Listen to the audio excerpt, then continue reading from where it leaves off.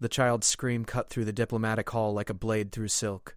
Captain Marcus Chen's hand moved to his sidearm before his conscious mind registered the sound. 20 years of military service had taught him that instinct kept you alive longer than protocol. He was halfway across the polished obsidian floor before the Valkyrie guards could process what was happening. The human toddler, no more than 3 standard years, stood at the center of the room, small fists pressed against her temples, tears streaming down her face as she wailed in a language that shouldn't have existed. The words were Valkyrie, ancient Valkyrie, the kind spoken only in the Queen's private chambers. Princess Kiravel stood frozen 10 feet away, her forearms trembling, her usually composed face a mask of shock. The biological impossibility she held in her lower left hand, a positive genetic compatibility scan, clattered to the floor. Salve their Kesh, Mama. Salve their Kesh. The child sobbed, reaching toward the princess with desperate hands. The light hurts, Mama. The light hurts. Marcus stopped. Every diplomat in the room had gone silent. The air itself seemed to hold its breath, because Kiravel was infertile, had been since birth. It was why her mother, Queen Thessacor, had offered her as a cultural liaison to humanity, a consolation prize, a daughter who could never produce heirs, sent to live among the upstart species that had appeared in Valkyrie space 5 years ago. And this child, brought to the palace for a routine embassy event, had just called her Mama. Marcus's tactical mind raced through possibilities. Cloning. Some elaborate Valkyrie plot, but the scan on the floor told a different story. He'd seen enough of them during the peace negotiations to know what they meant. Full genetic match. Parent and child. Impossible. The princess moved first, dropping to her knees with a grace that belied the four-armed frame. Her voice, when it came, was barely a whisper. "How do you know those words, little one?" The child hiccuped, her crying subsiding to sniffles. "You taught me." In the quiet room, when the walls sing, she touched her own chest, then pointed at Kiravel's. "Your light and my light are the same." The quiet room. The Queen's private meditation chamber, where only blood relatives were permitted. Where the walls were lined with crystals that resonated with Valkyrie genetic frequencies, they called it singing. Kiravel's primary hands shook as she reached forward, stopping inches from the child. "What is your name, Sarah?" The child smiled through her tears. "You named me after the star we saw from your window." "The blue one." The princess's breathing changed, becoming rapid and shallow. Marcus had seen that response before, in soldiers facing memories they'd buried deep. "Sarah," she whispered. "I chose that name when I was 14, before they told me I could never." She looked up, and Marcus saw something in her eyes that made him tense. Terror. The great doors at the hall's far end opened without sound. Queen Thessacor entered, her 7-foot frame draped in the silver ceremonial robes reserved for the most formal occasions. Her face was unreadable, but Marcus had spent enough time negotiating with her to see the micro-expressions most humans missed. The slight tightness around her eyes, the too-perfect stillness of her hands. She'd been waiting for this moment. "Captain Chen," the Queen said, her voice carrying the harmonics that marked Valkyrie nobility. "Would you be so kind as to escort Ambassador Wright and his staff to the Eastern Wing? I believe refreshments have been arranged." It wasn't a request. Marcus's hand stayed near his weapon. "With respect, Your Majesty, that child is a human citizen. Protocol requires—" "The child," Thessacor interrupted gently, "is demonstrably Valkyrie. By our law, any genetic descendant of the royal bloodline falls under palace jurisdiction." She paused, her eyes finding his. "I am not your enemy today, Captain. But I am asking you to trust me with something precious. Can you do that?" The weight of the moment settled on Marcus's shoulders. He looked at Sarah, at Kiravel, at the scan still glowing on the floor, at the dozen ways this could shatter the fragile peace between their species. Then he looked at the Queen's hands. They were shaking. Thessacor, the monarch who'd stared down humanity's warships without flinching, who'd negotiated the Titan Accords with a smile while her cities burned, was afraid. Marcus made his choice. He bowed, stepped back, and gestured for the other humans to follow. As he reached the door, he heard Sarah speak again. "Grandma? Why are you crying?" The doors closed on the Queen's response, but Marcus caught the first 2 words in translation. "Because, darling," he stationed himself outside with his guard detail, knowing whatever happened next would change everything. Through the thick palace walls he couldn't hear words, only occasional sounds. Footsteps, long silences. Once, something that might have been laughter or weeping. With Valkyrie acoustics, it was hard to tell. 2 hours passed before the doors opened again. Princess Kira Vel emerged first, carrying Sira in her secondary arms. The child was asleep, peaceful. Behind them, Queen Thessakor walked with a datapad in her hands and an expression Marcus had never seen on her face before. "Captain," the Queen said, "walk with me. We have much to discuss, and I fear time is not our ally." She glanced at the sleeping child. 5 years ago, when your kind first arrived, we made a terrible mistake. We assumed you were like us, that your genetics were rigid, your biology unchangeable. We were wrong. They walked through corridors lined with history, past tapestries, showing 1,000 years of Valkyrie expansion. The Queen's voice was steady, but Marcus could hear the undercurrent of something raw beneath it. My daughter was infertile from a genetic defect, a mutation that affected her entire generation. 20% of all Valkyrie born in those years could not reproduce. We thought our species was dying. And then, she stopped before a window overlooking the palace gardens where human and Valkyrie children played together. Then your people arrived. And one of your scientists, working late in a joint research facility, made a discovery. Human genetic material, under specific conditions, could stabilize Valkyrie reproductive systems. Marcus felt his stomach drop. "You didn't." "I did." Thessakor met his eyes. "Without permission. Without consent. I authorized the creation of a compatibility program disguised as cultural exchange. Genetic samples were taken from human volunteers. They thought it was for medical research to prevent cross-species contamination. We matched them against our infertile population." She turned to her daughter. "Kira Vel was the first success. We created her child in our royal laboratories. We grew Sarah from her mother's cells and human genetic material, proving it could be done." Kira Vel's voice was hollow. "I never knew I was pregnant. You took my eggs while I slept during the medical examination before I left for Earth. You created my daughter in a laboratory, gestated her in an artificial womb, and then what? Kept her hidden for 3 years?" "Yes." The Queen didn't look away. "Because I knew what would happen if humanity discovered we'd used their genetic material without permission." "War! The end of our alliance." "The death of both our species is best hope for survival." She touched Sarah's sleeping face with one finger. "But I also couldn't destroy her. She was my granddaughter. She was alive. She was perfect." Marcus forced his voice to stay level. "Who was the human donor?" "We don't know. The samples were anonymized at collection. We can identify that the donor was male, between 25 and 40 standard years, in excellent health. But matching him would require genetic testing of every human who participated in that research program. 4,000 people. And you're telling me this now because Sarah awakened." Kira Vel shifted the child to her primary arms, the gesture protective. 3 days ago, she began speaking about memories she shouldn't have. "My memories." She described my childhood bedroom in the summer palace, a place she's never been. She sang lullabies I composed as a teenager and never shared. She knew my mother's private name. Her eyes found Marcus. Valkyrie genetics carry memory imprints in specific conditions, mother-to-daughter transmission through mitochondrial markers. It's rare, but it happens, and it always triggers around age 3. Marcus's tactical mind assembled the pieces. So she started manifesting these memories, and you knew you couldn't hide her anymore. "Correct." The Queen resumed walking, leading them deeper into the palace. "The biological bond between Kira Vel and Sarah is undeniable. The child will continue to access her mother's memories. Eventually, she'll access mine as well. That's what the grandmother's line means in our culture. 3 generations of memory flowing forward. By our law, Sarah is not just royal. She's my heir apparent's firstborn. She has legal claim to the throne." They entered a room Marcus had never seen before. Small, circular walls covered in softly glowing crystals. The quiet room. The walls immediately began to resonate, producing a sound like distant wind chimes. Sarah stirred in her mother's arms, making a small, contented noise. The Queen sat on a low bench, suddenly looking every one of her 70 years. "I watched her grow, Captain. Every day, through the monitoring systems we'd placed in the development chamber, I watched my granddaughter take her first breath, saw her eyes open, heard her cry. I loved her before she was born, and I have loved her every day since. And I knew that by doing this, by creating her without human permission, without her mother's knowledge, I was committing a crime against both our peoples.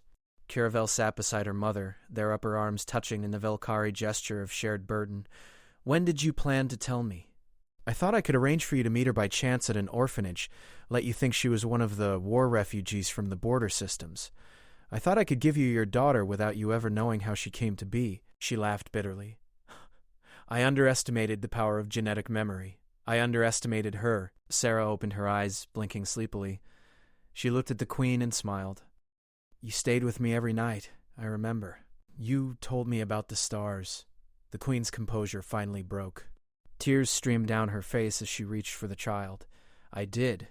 Every single night. I'm so sorry, little one. For all of it. Marcus watched the three of them together. Grandmother, mother, and child, and felt the weight of the decision pressing down on him. Your Majesty, you understand I have to report this. The unauthorized use of human genetic material is a violation of the Titan Accords. This could restart the war. I know. Thessacor wiped her eyes. Which is why I'm asking you to help me find another way. Not for my sake. I deserve whatever judgment comes, but for theirs. She gestured to Caravel and Sarah, and for the 200 other children currently in our development chambers. Sarah was the first success, but not the only one. We've created 200 viable embryos from our infertile population and human genetic material. They're scheduled for gestation beginning next month. The room spun. 200.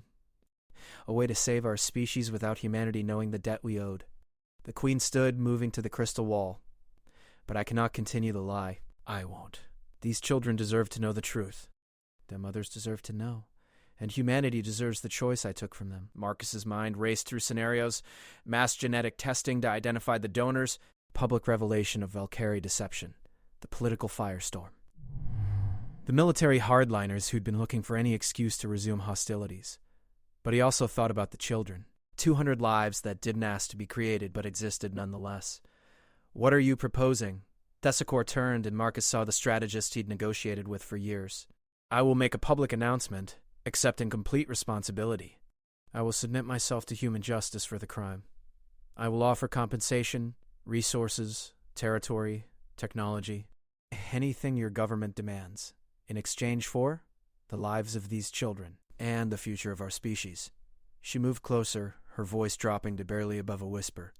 Captain, our infertility crisis is worse than we've admitted. In 2 generations, Velkari will cease to exist without intervention. This hybrid program is our only viable solution, but I won't continue it through deception. If humanity agrees to a formal genetic partnership, voluntary donors, full consent, complete transparency, we will share everything we've learned. The humans who participate will receive Velkari longevity treatments. Their descendants will carry the best of both our species. And if we refuse, then we die with dignity. And these 200 children grow up knowing they were the last hope of a people too proud to ask for help. She sat back down, looking suddenly exhausted. I have no leverage, Captain. I'm placing my species' survival in your hands because it's the right thing to do, because I should have done it 5 years ago. Sarah wiggled free from her mother's arms and walked to Marcus, her small hand reaching up. He took it automatically, looking down into eyes that held an unsettling awareness for a 3-year-old. You have good light, she said seriously. Grandma told me humans have the strongest light she's ever seen. That's why you can fix us. She squeezed his hand. Will you help the other children? They're lonely in the quiet place. Marcus knelt to her level. How do you know they're lonely? Before Mama found me. She leaned forward, whispering conspiratorially. But you have to find their mamas and papas. Everyone needs someone to hold them when the light hurts. He looked at Caravel, at the way she watched her daughter with fierce protective love, at the Queen who'd committed an unforgivable act out of desperate love for her people, at the child who shouldn't exist but was holding his hand with complete trust. I need to send a message to Earth, he said finally. Encoded, direct to the Colonial Council. This goes above my authority. Of course. The Queen stood, her regal bearing returning. I'll provide complete access to our research data, genetic profiles, everything. Full transparency from this moment forward. And you understand you'll likely face trial. Prison, possibly. Your throne might be forfeit. I welcome it. Whatever price I pay is less than what I took without asking. She touched Sarah's head gently. But first I need to show you something else. Something that will help you understand why I couldn't let them die. They descended into the palace depths, past security checkpoints that recognized the Queen and opened without question. The corridors grew colder, more clinical. Finally, they reached a massive chamber lined with transparent development pods. Marcus stopped breathing. 200 pods. 200 tiny figures, none larger than his forearm, suspended in glowing fluid, each one connected to monitors, life support, genetic stabilizers. Each one alive. They're in early gestation, the Queen explained, her voice echoing in the vast space. We've perfected the growth acceleration. They'll reach birth stage in 3 months. Everything is ready. The families who volunteered their daughters are waiting, believing this is some new fertility treatment we've developed. We told them there was a chance, after all these years. She moved between the pods, touching each one. I know their names already. I've watched them grow from single cells. I've seen their first movements, their first responses to stimuli, and I cannot abandon them. Kiravel stood before one pod, her hand pressed against the glass. This is Liara's daughter, my sister's child. She's been infertile for 15 years. The grief nearly killed her. She turned to Marcus. If you take this away, if humanity demands we destroy these children, it will destroy us too. Marcus moved through the chamber, looking at each tiny life. The monitors showed heartbeats, brain activity, genetic markers. He stopped at one pod reading the data. Human genetic contribution, 43%. Compatibility, 97%. Viability optimal. Nearly half human. These weren't Velkari children with human patches. They were something new, something that had never existed before. You've created a new species, he said quietly. Yes, the Queen joined him. We didn't intend to, but these children will be stronger than either of our peoples alone. They'll have Velkari longevity, human adaptability. Velkari genetic memory, human emotional resilience. They'll be the bridge between our species if we let them live. Marcus thought about the reports he'd filed over 5 years of diplomatic service. The tensions, the near conflicts, the fundamental misunderstandings between human and Velkari psychology. He thought about the colony worlds where the two species struggled to coexist, separated by biology and culture. And he thought about Sarah, who'd called him a person with good light, who existed because of a crime but was still a child who deserved to live. I need guarantees, he said finally. Full medical data on every human donor. We'll find them and offer them the truth and the choice. Those who consent can meet their genetic children. Those who don't will receive compensation and counseling. Any future hybrid program will be completely voluntary on both sides with full legal protections. Agreed. The existing children, all 201, including Sarah, will be protected regardless of what humanity decides about the future program. No child will be harmed because of what you did. Agreed. And you, Your Majesty, will submit to a joint Velkari human tribunal. Whatever they decide, you'll accept. Thessakor bowed deeply, all 4 arms spread in the Velkari gesture of complete surrender. I will accept any judgment. I only ask that I be allowed to see them born before I face justice. Let me know they survived my mistake. Marcus looked at the pods again, at the future floating in glowing chambers. I'll recommend the Council accept your proposal, but I can't guarantee they will. Some will call for war. Some will demand every hybrid be terminated. You need to be prepared for that. I am. The Queen straightened. But I have one advantage. Your people are not cruel. When they see these children, when they meet Sarah and watch her call her mother Mama, when they see the joy in families reunited with daughters they thought lost to infertility, they'll understand. Humans are warriors, Captain, but you're also romantics. You believe in second chances, in love conquering impossible odds, in children as symbols of hope rather than political complications. She smiled sadly. I'm gambling my life, my throne, and my species on the belief that humanity's heart is as strong as its weapons. That's a dangerous bet. Perhaps. But watching Sarah sleep in her mother's arms, watching my daughter hold the child she never thought she could have. They returned to the surface in silence. Marcus immediately began drafting the report that would change everything. He included footage from the development chambers, Sarah's genetic data, the Queen's confession, and his own recommendation. 48 hours later, the response came. The Colonial Council wanted a meeting. Not a trial, a negotiation. They were sending a delegation that included geneticists, ethicists, legal experts, and representatives from the colonies. They wanted to see the children. They wanted to meet Sarah. And they wanted to discuss terms. 3 weeks later, the palace reception hall filled with humans and Velkari in equal number. Marcus stood at attention as Ambassador Wright addressed both species. We cannot approve of the deception that created this situation. What was done violated fundamental principles of consent and sovereignty. However, Wright paused, looking at where Kiravel sat with Sarah in her lap. We also cannot ignore the reality before us. 201 lives exist because of this program. They are innocent of their creation's circumstances. And after consultation with our geneticists, ethicists, and, yes, with families who've learned their genetic parents to these children, we have a proposal. All existing hybrid children will be granted dual citizenship, human and Velkari. Their biological parents on both sides will be identified and given the choice of involvement in their children's lives, with no legal obligation either way. Queen Thessakor will abdicate her throne and serve 5 years of supervised community service, working in human Velkari integration programs. The hybrid development program will continue, but only with fully informed, compensated, voluntary human donors working in partnership with Velkari families. Wright smiled slightly. And all future hybrid children will be recognized as citizens of a new designation, the Unity Generation. They will be the first official dual-species citizens of the Alliance. The hall erupted. Velkari cried openly. Tears of relief, of joy, of grief for what had almost been lost. Humans embraced their unexpected genetic children. Kiravel held Sarah close, whispering thanks in 3 languages. Queen Thessakor, former queen, Marcus reminded himself, stood before the assembly and bowed low.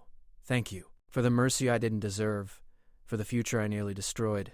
I will spend the rest of my life earning the trust I betrayed.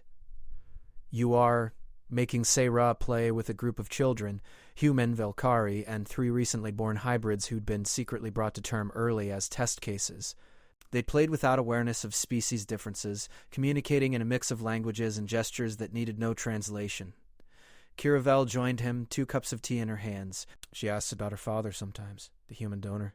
I don't know what to tell her. The geneticists are working on identification. They've narrowed it to about 200 possible matches from the research program. They'll find him. And if he doesn't want to meet her, then we'll cross that bridge. Marcus accepted the tea. But I've been reviewing the donor profiles. Whoever he is, he volunteered for what he thought was medical research to help our species understand each other. He was trying to do good. I think there's a fair chance he'll want to know about Sarah. Thank you, Kiravel said finally, for trusting my mother, for giving us a chance. Thank her. Marcus nodded toward where Thessakor worked in the garden. Part of her community service requirement involved maintaining the palace grounds. She gambled everything on humanity's better nature. I just made sure the right people saw the bet. Mama, Captain Marcus! We're playing starships and we need more humans. Will you be on our crew? Marcus looked at Kiravel, at the former queen tending her garden, at the mixed group of children waiting expectantly.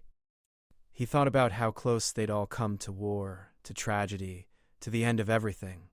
Sure, he said, setting down his tea. What's my mission? You have to help us find the lost children and bring them home. Sarah grabbed his hand, pulling him toward the others. They're waiting in the quiet place, and only humans can hear them because they're too far away.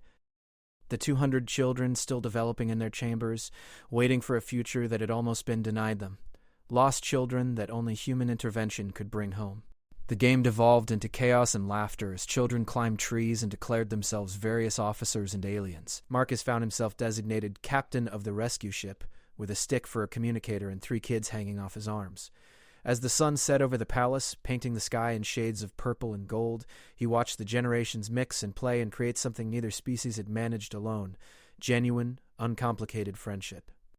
His communicator buzzed. A message from the genetics team. Michael Torres, colony botanist, currently stationed at New Earth Outpost, requesting contact protocols.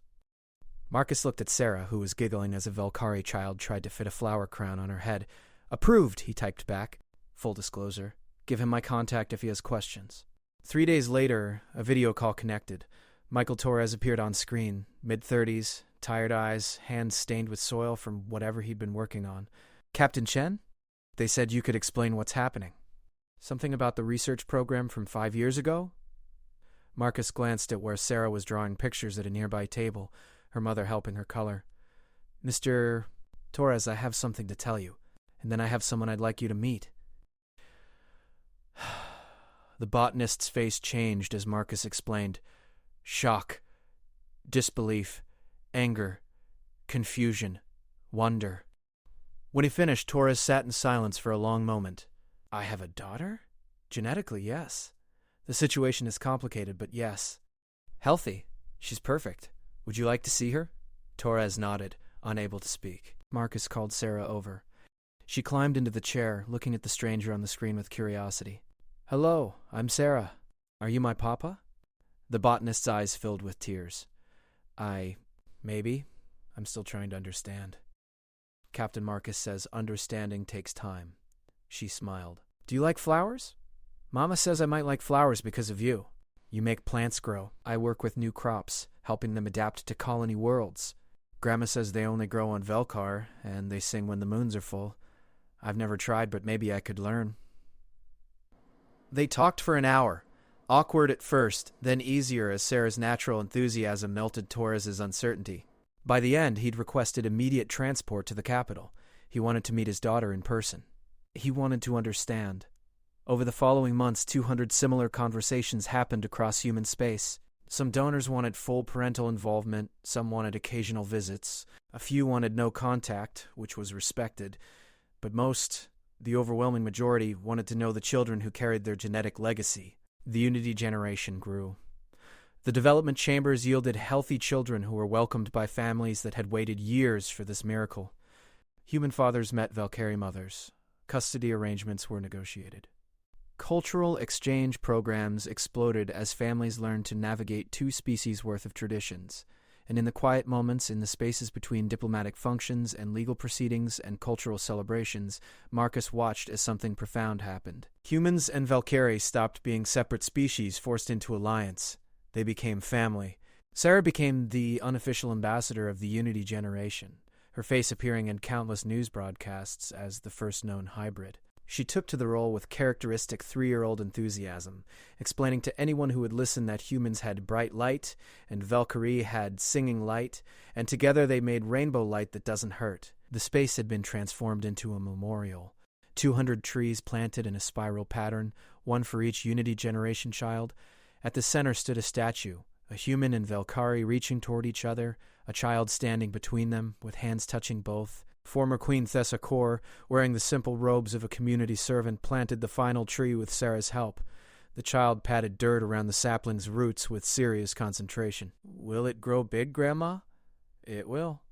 Faster than you think. One day you'll bring your own children here and show them this tree. Will they have rainbow light too? They will, because of brave people who chose love over fear. She looked at the assembled crowd, thousands of humans and Valkyrie, many holding hybrid children, because enough people decided that the future mattered more than the past. Ambassador Wright stepped forward, holding a document sealed with both Alliance and Valkyrie symbols. Today, we formally recognize the Unity generation as full citizens of both our peoples. They will have every right, every protection, every opportunity that any child of either species receives. And we established the Torres Thesecor Foundation, dedicated to supporting hybrid families and continuing voluntary genetic partnership programs. In the 18 months since they'd met, he'd relocated to the capital, learning Valkyrie culture and building a relationship with his unexpected daughter. It was complicated. He wasn't married to Kiravel, wasn't trying to be, but they'd found a co-parenting arrangement that worked. He gave Sarah the human half of her heritage while Kiravel provided the Valkyrie traditions. Together, they were creating something new. Speech! Someone called from the crowd. Torres looked panicked, but Kiravel nudged him forward. He cleared his throat. I'm a botanist, not a diplomat. I work with plants because they're straightforward. Give them the right nutrients, the right environment, and they grow. I never expected to be standing here, part of something that rewrote the rules of biology and diplomacy. He looked at Sarah. But I learned something this year. People are like plants. We need the right environment to thrive. We need connection, support, the mixing of different strengths.